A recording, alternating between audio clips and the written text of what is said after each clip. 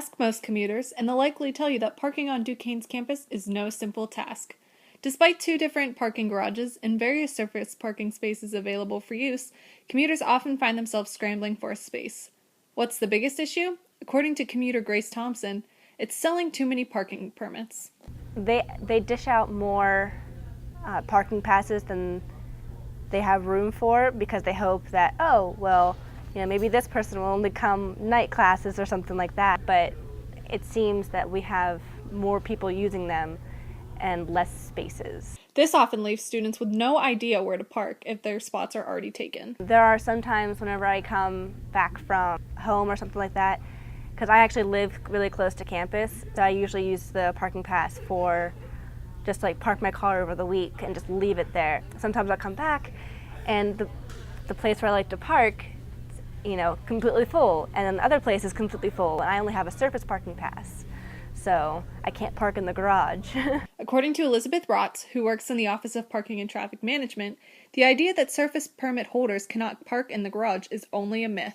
We never turn anyone away. Even if surface is full, you can go into the garage, and if you had to cross over into Locust, we'll do that for you. We always say go into the garage no matter what.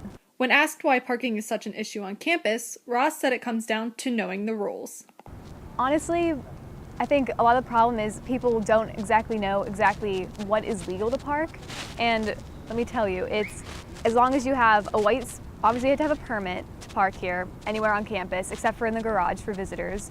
But if you have a white line on either side of your car and it doesn't say reserved or restricted, as long as you're within those boundaries, you should be okay. However, the Office of Parking and Traffic Management isn't always known by students as a place to find answers to any parking woes. Usually people don't come to us and tell us that they hate us, It's not like they come and just completely go on a rant about parking, but I'm sure things like that have happened before.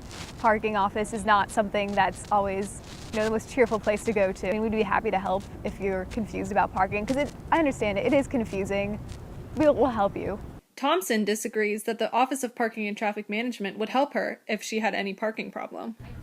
Knowing Duquesne, probably not, because they just think that, their law is highest, and so, but maybe I might be underestimating their willingness to help.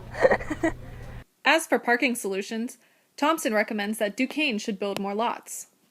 I kind of like to see them get another lot, because we did open up a new one on Forbes Avenue, and so that kind of helped a little bit with parking, but it didn't help as much, and so maybe on top of that, really know how many parking passes they're giving out and have a limit. But until Duquesne solidifies any plans to add more parking areas, students do have their own tips on when is the perfect time to snag a spot. If you get here earlier, it's obviously easier to get a parking spot. 9 o'clock, 10 o'clock is when surface gets full just because classes, a lot of people are parking at that time. Thompson, on the other hand, goes for another route. Parking at midnight. If you park between the hours of 9 to 5 o'clock in the morning, no one is here. That 5 to 6 range, that's also a good time.